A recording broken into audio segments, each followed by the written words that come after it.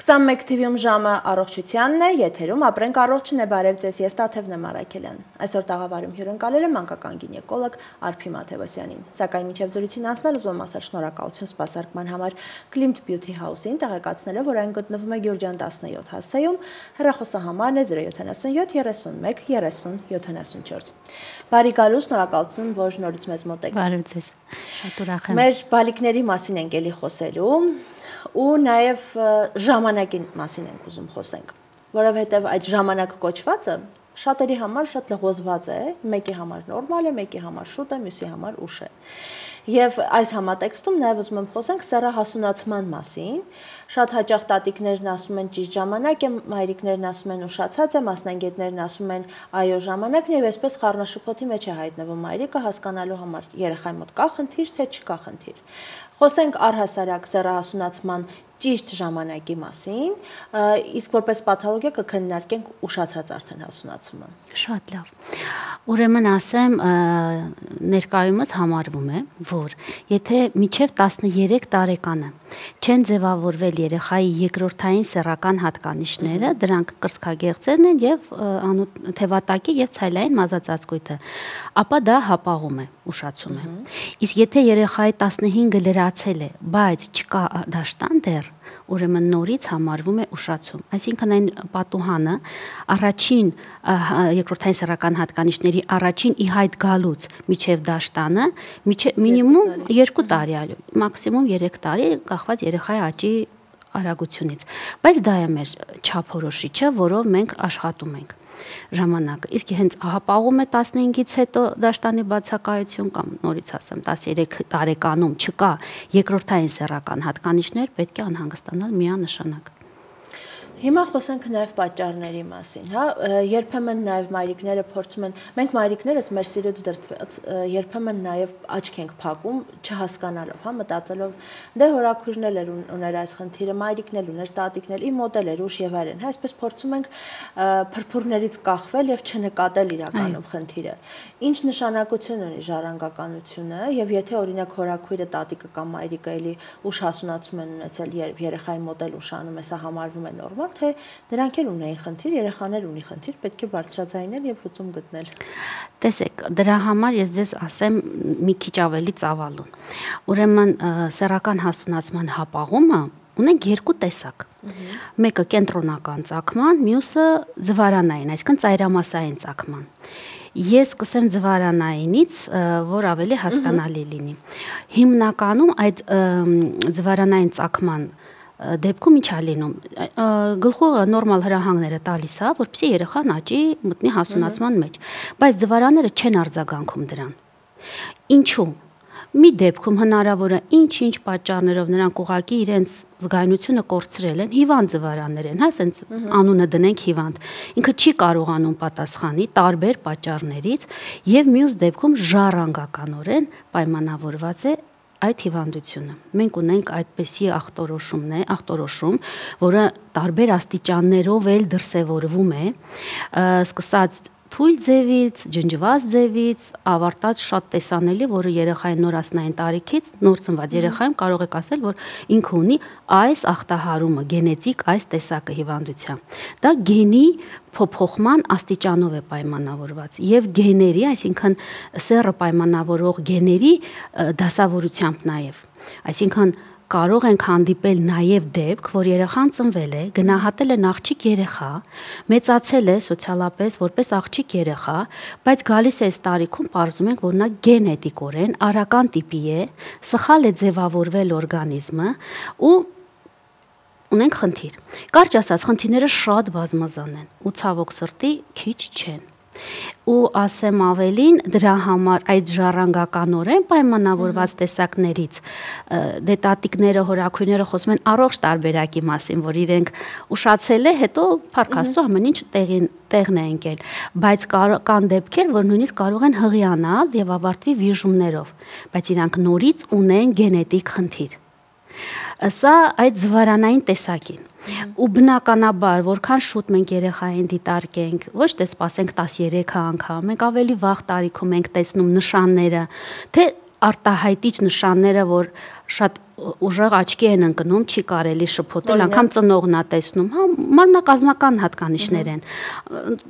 Շատ են ցուցանիշները, հիմա չնկարագրենք, հա, բայց ծնողը տեսնում է, որ իր աղջիկը մի քիչ աղջկական չի, կոպիտ եմ ասում, հա, այսինքն կառուցվածքի իդեալական չի, սկսած պարանոցի ձևից տարբեր։ Եվ կան աչքին չընկնող նշաններ, դենք բժշկական առումով ասում ենք ստիգմեր։ Այ բժիշկը զննելիս գտնում է այդ հատկանիշները, որ երեխան ունի այդ ստիգմերը, որ ոնց ուղղություն վերցնի ու ուշադրություն ինչի վրա դարձնի, միջև ուր հետազոտի երեխային հասնի գենետիկ հետազոտության թե չէ։ Սա այդ տեսակն է, որը պայմանավորված է ձվարաններով, որ ձվարանը արձագանք չի տալիս։ Մենք էլ գիտենք, որ ձվարանն է արտադրում կանացի հորմոնները եւ աղջկան ձևավորում աղջկական տիպի միջև վերջո բերում դաշտանի։ Եվ մյուսը այ ավելի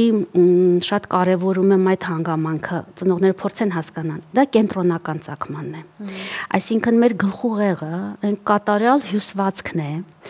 օրգանն է, հյուսվածք չէ, որը կարգավորում է ամեն ինչ, մենք գիտենք։ Եթե ցանկացած այլ օրգան սիրտը, հա, սրտի կանգով համարում ենք մարդը մահացավ, բայց սիրտը կարող է կանգնել, նրան վերցնել, որոշակի միջավայրում տեղափոխել մեկ այլ մարդու որոշակի ժամանակ անց, չէ՞, ինքը չի աշխատում, տեղավորեցին նրա օրգանիզմում, փոխպատվաստեցին, այդ սիրտը աշխատում է նորից։ Բայց ուղեղը 5 րոպեից ավել չաշխատելու դեպքում, չսնուցվելու թթվածնային քաղցի դեպքում սկսում է մահանալ։ Հետևաբար մարդու կյանքում այդ մարդու կյանքը սկսվում է սաղմնադրման պահից։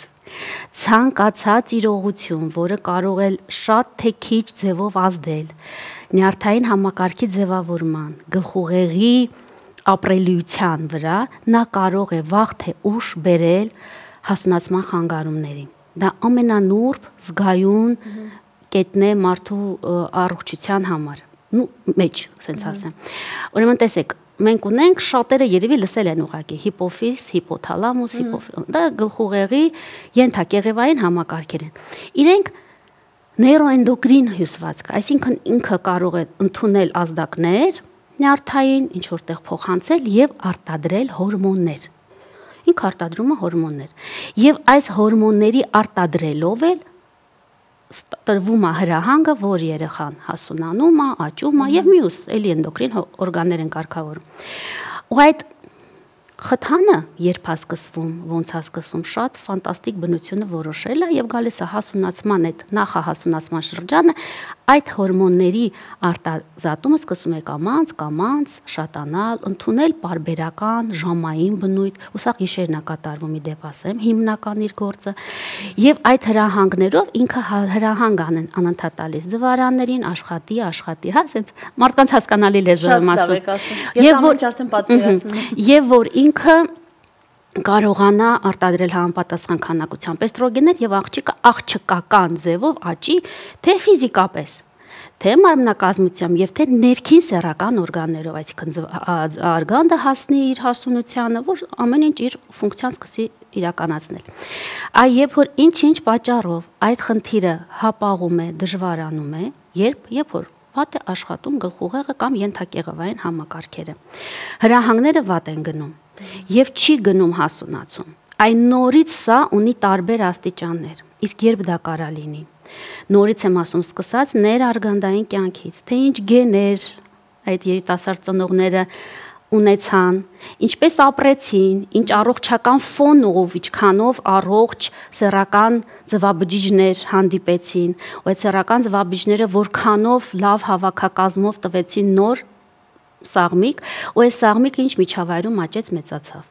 Այդ միջավայրը 9 ամիսը շատ պատասխանատու է մոր կրած հիվանդությունները, ստրեսները, էկոլոգիա, ուտել, չուտել, հա, ամեն ինչ տոտալ ազդում է պտղի աճի վրա եւ ամենակարևոր պատասխանատու պահը գալիս է բուն ծննդաբերական գործունեությունը։ Մեր հայոց լեզուն շատ հասուն է ու ինքը գիտի ամեն ինչի պատասխանը, ու տատիկները մեծերը, որ ասում են բարի ազատում, դա շատ փառահեղ արտահայտություն է, իր մեջ մի աշխարհ է պահում, որովհետև բուն ծննդաբերական գործունեությունից կախված է այդ երեխայի հիմնական կենսաբանական ողջ ճակատագիրը, ինչքանով ճիշտ գնա, ինչքանով երեխան ճիշտ ծնվի, չունենա թթվածնային քաղց։ Դրա համար ցանկացած երեխայի զննելուց, երբ որ հավաքում ենք պատմություն, բժշկական հարցնում ենք միանգամից ճճացել, մայրերը այդ պատասխանը կարող են տալ, հա, մենք չենք կարող հարցնել ստաբգարի, քանի միավոր էին գնահատել ձեր երեխա, ինքը դա չգիտի ինչ է նշանակում, որպեսզի մենք հիշենք այդ պահը, ինքը ունեցել է թթվածնային մայրիկները շատ եղեք եւ անպայման, այո, մեծացել է, հա, այսինքն ունեցել է ռեանիմացիայի վրա կենթանացման կարիք երեխան, ավել խնամքի կարիք, ռեֆլեքսները ոնց են զարգացել, ամեն ինչ շատ կարևոր է այդ ծննդաբերական գործունեության շրջան ու հետո երեխայի 40 օրը շատ մեծ պատասխանատու շրջան է ու այդ շրջանում ինչպիսին եղավ նրա ճիշտ սնուցումը, ճիշտ աճը մեծ հետ կա թողնում իր ողջ կյանքի ընթացքին։ Հետո գալիս է կյանքի առաջի տարին։ Այդ կյանքի առաջի տարին նորից երեխայի համար շատ պատասխանատու շրջան է, այդ առաջի տարում նորից մենք այդ հարցը շեշտված տալիս ենք, արդյոք չի հիվանդացել, ունեցել է ծանր հիվանդություններ, որի արդյունքում հայտնվել է հիվանդանոցում, հա,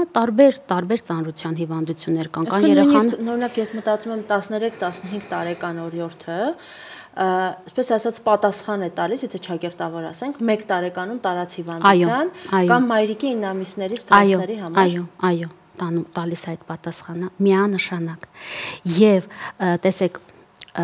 կամանց ես բերում եմ, որ հասկանան ինչ եմ ուզում իրենցից, եւ երեխաները շատ հետաքրքիր են, նրանք ցանկացած հիվանդության տալիս են տերմինը ռուսերեն է գալիս գեներալիզացված պատասխան։ Այսինքն, եթե թոքաբորբա երեխան ավելի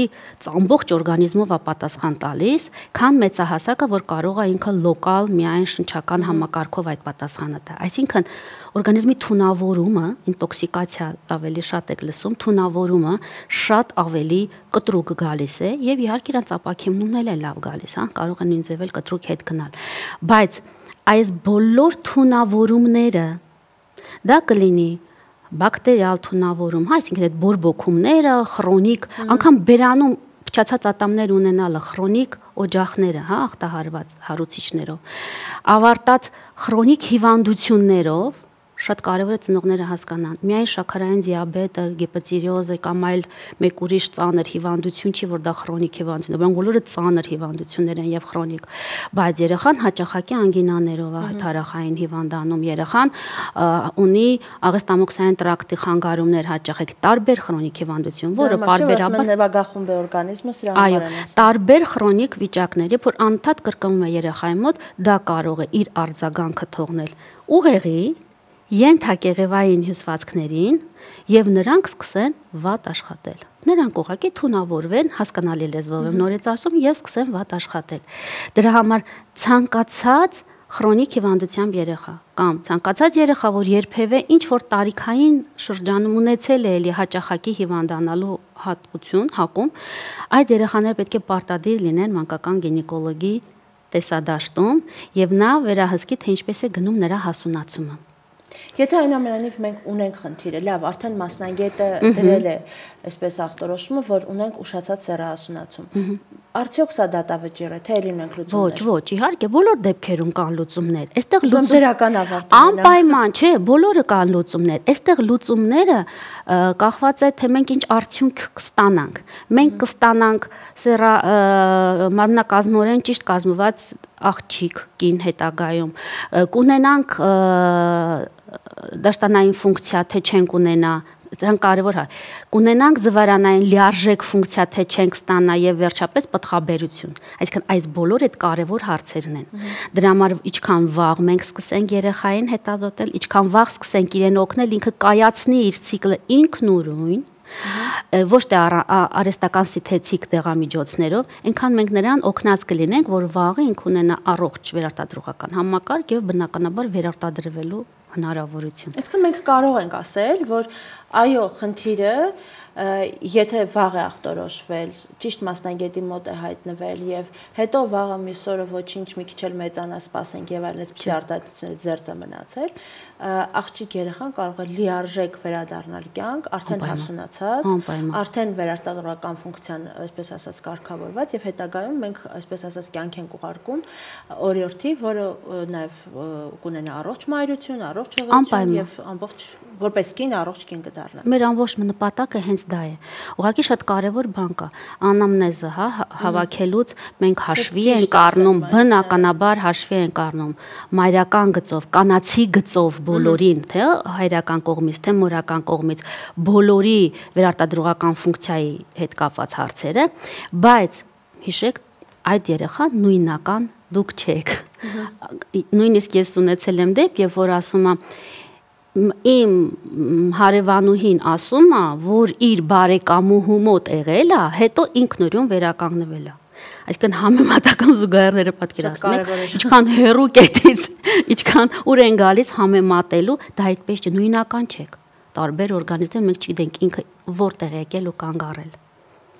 Սա այն թեման է, որի մասին կարելի է շատ խոսել։ Եվ ես անպայման խոստանում եմ մեր բոլոր հեռուստադիտողներին, որ ունենալու ենք, այսպես ասած, մաս երկուսը, այս մասը խոսելու ենք, բայց քանի որ եթերաժամանակը բավականին սահմանափակ է, ուստի այսօրվա համար այսքանը կնախատեսենք, միայն կարևոր մեսիջը կտանք բոլոր մայրիկներին, որ մեկ անգամ առանց ախտանիշների մանկական գինեկոլոգի մոտ լինելը պարտադիր է, կենսական է, եւ եթե դուք ուզում եք հետագայում ունենաք, որ առողջ օրիորդ, առողջ մայրիկ, առողջ կին, ապա այդ մասին պետք է մտածել 3-2 տարեկանում։ Նորածնային տարեկից։ Ես մի քիչ ավելի լավատես շուշ եք վերում մեր դուրը։ Շատ լավ, շնորհակալ եմ շատ։ Հեռուստադիտողներ հիշեցնեմ, որ զրուցակիցս մանկական գինեկոլոգ Արփի Մաթևոսյանն էր։ Մեկ անգամ եւս նշեմ, որ սպասարկումն ապահովել էր Glimt Beauty House-ը, որը գտնվում է Գյուրջյան 17 հասցեում։ Հեռախոսահամարն է 077 31 30 74։ Շնորհակալություն, որ մեզ հետ էիք, հաջողություն։